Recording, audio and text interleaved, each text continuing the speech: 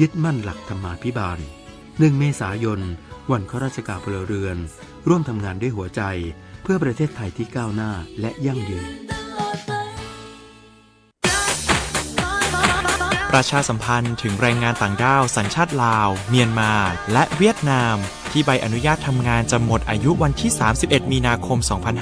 2569 สามารถยื่นคำขอต่ออายุใบอนุญาตทำงานผ่านระบบอิเล็กทรอนิกส์ eworkpermit.doe.go.th เพื่อให้สามารถอยู่และทำงานในไทยต่อได้อีก1 ปีถึงวันที่ 31 มีนาคม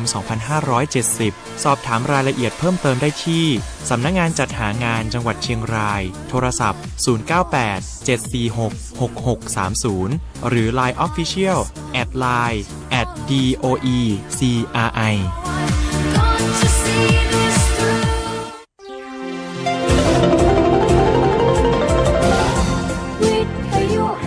ประเทศไทยให้ความรู้คู่ความสุขท่านกำลังให้เกียรติติดตามรับฟังสถานีวิทยุกระจายเสียงแห่งประเทศไทยจังหวัดเชียงรายส่งกระจายเสียงด้วยระบบ FM 95.75 เมกะเฮิรตซ์จากนี้ไปขอเชิญติดตามรับฟังรายการเปิดไมค์งานกับจัดหางานเชียงรายค่ะสวัสดีค่ะสวัสดีคุณผู้ฟังคุณผู้ชมทุกท่านนะคะต้อนรับสู่รายการเปิดไมค์งานกับจัดหางานเชียงรายเป็นประจำทุกวันพุธค่ะ 11 โมงเช้าถึง 11:30 นาทีนะคะเจอกันที่นี่ที่สวทเชียงราย FM 95.75 เมกะเฮิรตซ์นะคะแล้วก็ทางเพจ Facebook สวทเชียงรายกรมประชาสัมพันธ์วันนี้เราอยู่กับ2ดีเจจากจัดหางานจังหวัดเชียงรายนะคะสวัสดีทั้ง2ท่านค่ะสวัสดีค่ะสวัสดีค่ะวันนี้อยู่กับคุณปรารถนาบาทนุนะคะหรือว่าดีเจน้องปายแล้วก็คุณพีรนัทยาวิชัยป้องนะคะดีเจน้องเจใช่ไหมคะใช่ครับค่ะเจ้าพนักงานแรงงานจากจัดหางานจังหวัดเชียงรายนั่นเองวันนี้แน่นอนครึ่งชั่วโมงนี้เราจะมาจัดเต็มกันแน่ๆนะคะเกี่ยวกับเรื่องของพี่ๆน้องๆแรงงานต่างๆซึ่งในส่วนของจัดหางานจังหวัดเชียงรายเรามีหน้าที่ในการดูแลเรื่องของการต่ออายุอะไรต่างๆใช่ไหมคะตามสปอตที่บอกไปเมื่อสักครู่มีทั้งสัปดาห์ที่แล้วเราพูดคุยกันไปแล้วเรื่องเกี่ยวกับ e-work permit ต่างๆเนาะวันนี้เราจะมาพูดคุยกันในเรื่องราวอะไรนะคะวันนี้นะคะเราก็จะมาพูดถึงการเปลี่ยนนายจ้างทางระบบออนไลน์อย่างที่รู้กันว่าตอนนี้จัดหางานของเรานะคะก็เปิดเป็นระบบออนไลน์แล้วทางเว็บไซต์อะไรคะน้องจีทางเว็บไซต์ eworkpermit.doe นะครับผม .go.th ครับ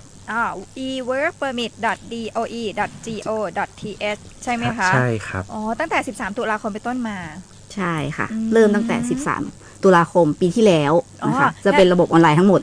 งั้นแสดงว่าใน eworkpermit.doe.go.th เนี่ยสามารถยื่นคำร้องอะไรต่างๆนานาได้หลายอย่างมากๆใช่ไหมใช่ค่ะเปลี่ยนนายจ้างแจ้งเข้าแจ้งออกต่ออายุทุกอย่างทางระบบนี้เลยค่ะแล้วถ้าแบบนี้ก็คือมี walk in อยู่ไหมหรือว่าไม่มีแล้ว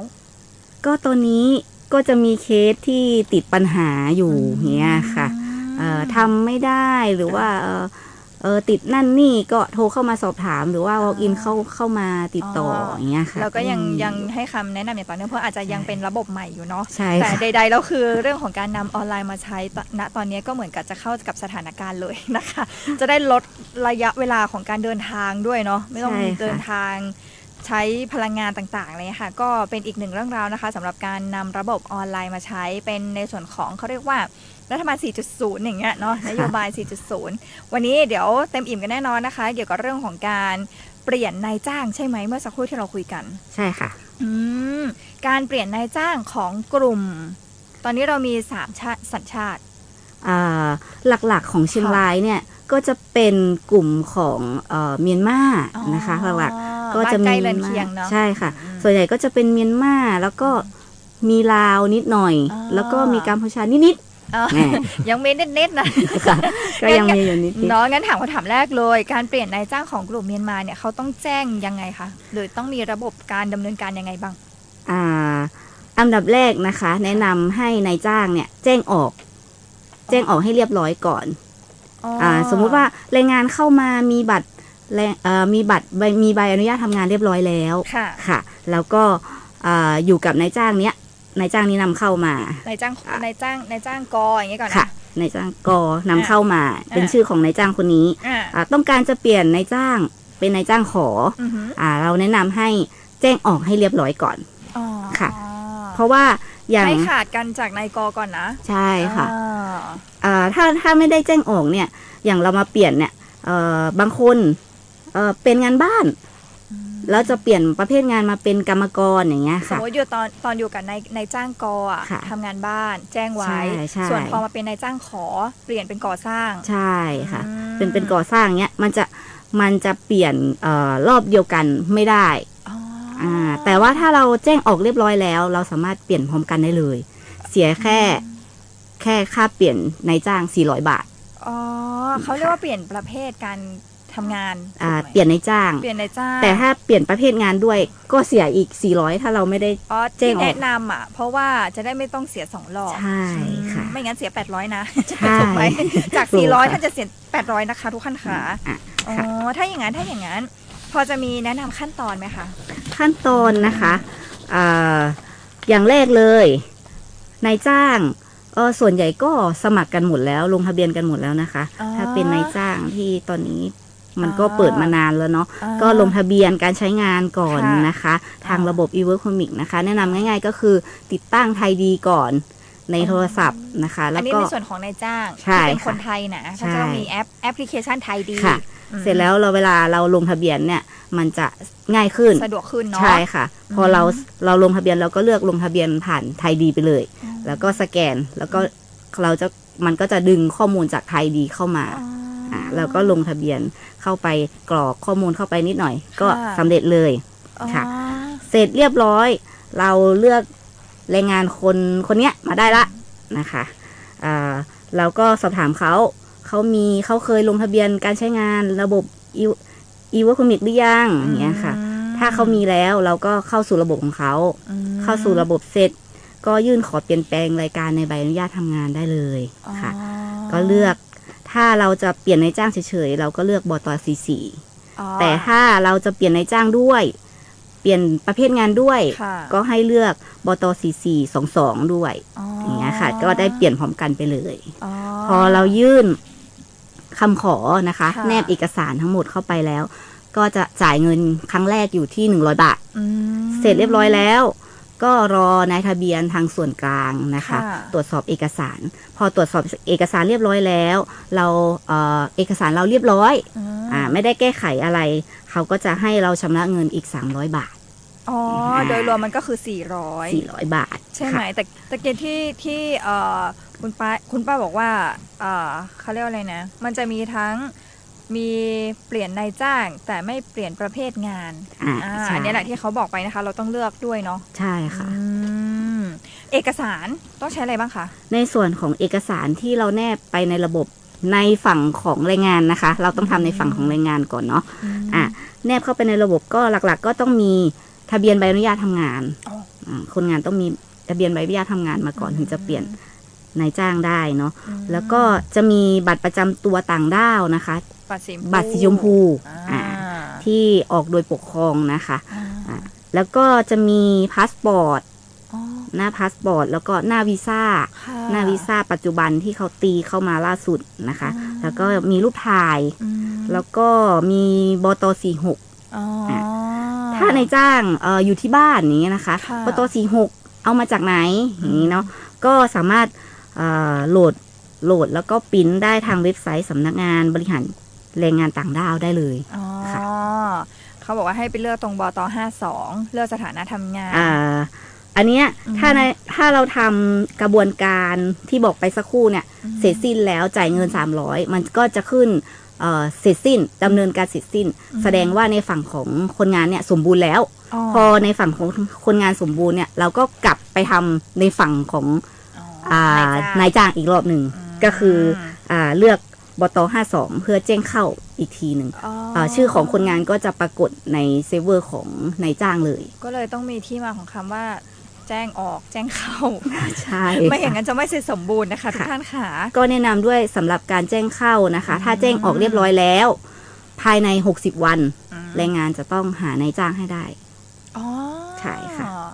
โอ้อย่างนี้ต้องระมัดระวังมากๆเลยใช่ค่ะเนาะถ้าเราแจ้งออกแล้วต้องหานายจ้างได้ ภายใน60วันด้วยนะคะ อ๋อถ้าไม่ได้นี่มีผลกระทบยังไงกับเขาไหมคะ มันใบอนุญาตทำงานมันก็เหมือนกับหลุดไปเลย เห็นไหมนี่สำคัญมากๆเลยนะคะทุกคนค่ะอันนี้เป็นในเรื่องของสัญชาติใช่ไหมคะซึ่งบ้านเราก็จะมีเมียนมาเนาะส่วนใหญ่แล้วอ๋อแล้วก็จะมีอีกกลุ่มหนึ่งก็คือกลุ่มชาติพันธุ์ใช่ไหมเมื่อสักครู่ที่เรารู้จักกันในเรื่องของหัวศูนย์ใช่ไหมคะใช่ครับเดี๋ยวเอาไปพักกันแป๊บหนึ่งเนาะนะฟังเพลงสัก1 เพลงนะคะแล้วเดี๋ยวช่วงหน้ากลับมาติดตามในเรื่องของการยื่นขอใบอนุญาตทำงานสำหรับพี่น้องกลุ่มชาติพันธุ์กันบ้างนะคะ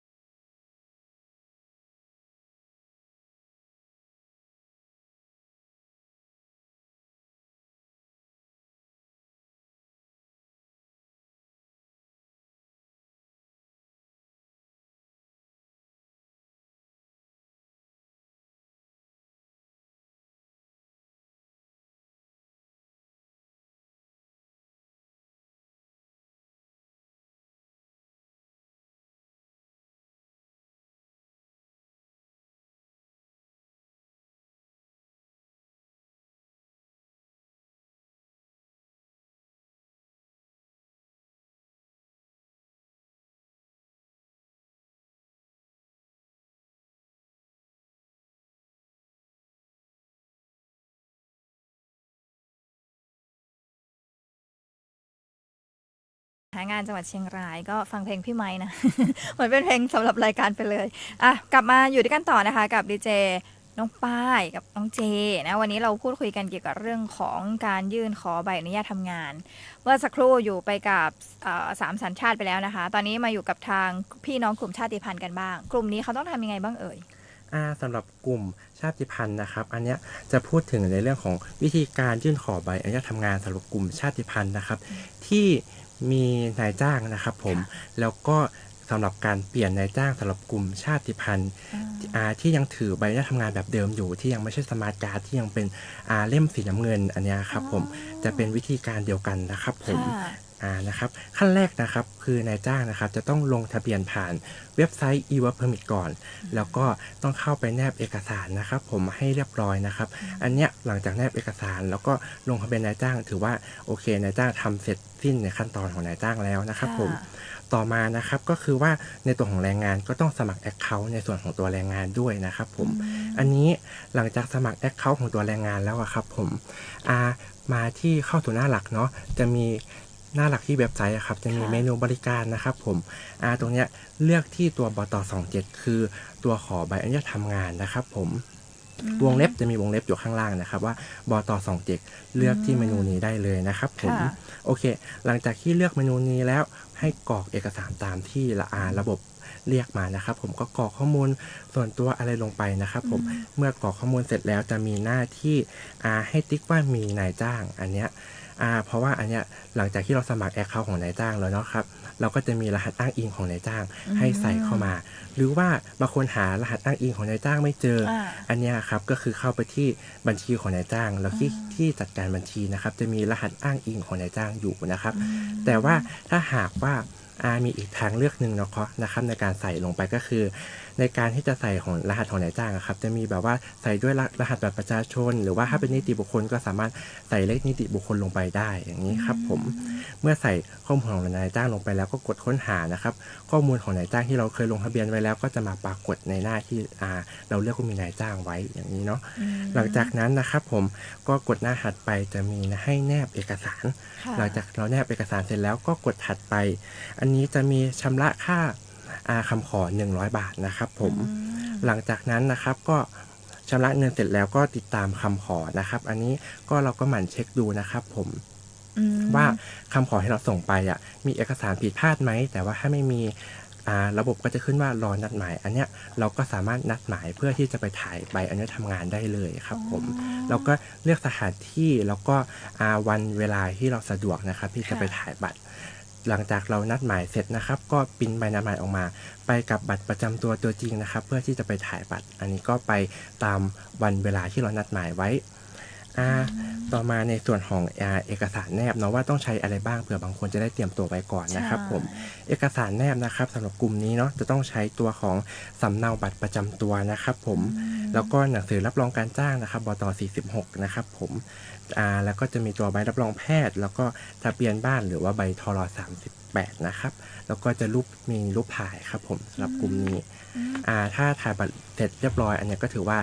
ได้รับใบอนุญาตทำงานเรียบร้อยแล้วก็คือเสร็จสิ้นขั้นตอนเลยครับผมใบรับรองแพทย์6โรคต้องห้ามตรงนี้มีอายุไหมคะโดยปกติแล้วหลังจากมาขอมาก็จะมีอายุอยู่60 วันครับผมจะเอาใบรับรองแพทย์ปีที่แล้วมาไม่ได้นะคะทุกคนใช่ครับเนาะไม่ได้นะแล้วอย่างนี้ก็คือเป็นการยื่นเอกสารออนไลน์ถูกไหมคะใช่ครับผมก็สแกนเข้าไปครับแต่ใดๆแล้วคือเขาจะต้องเอาเอกสารตัวจริงไปส่งอีกไหมไม่จำเป็นครับคือสแกนเข้าไปทำผ่านเว็บไซต์เบ็ดเสร็จคือจบเลยครับผมเพราะว่าเป็นระบบออนไลน์ไปแล้วใช่ครับมีเวิร์กพอมิตออนไลน์ไปแล้วจะยื่นหรือว่าจะไปตรวจสอบก็ได้ใช่ครับเราสามารถเช็ค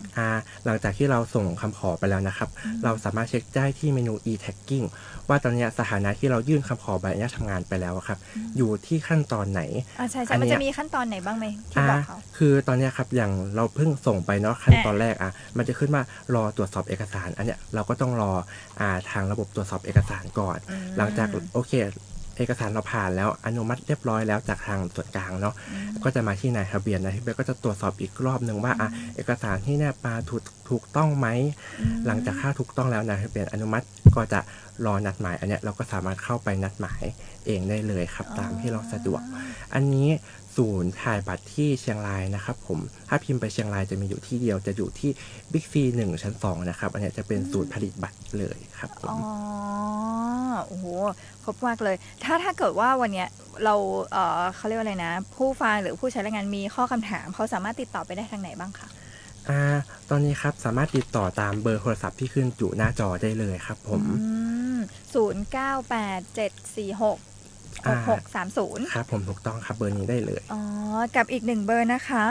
0886177859 ใช่ครับผม เนาะสามารถเข้าไปเพื่อ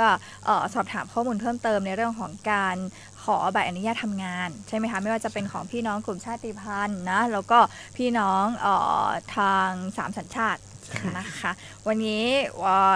เปิดไมค์งานกับจัดหางานจังหวัดเชียงรายนะคะก็ค่อนข้างที่จะ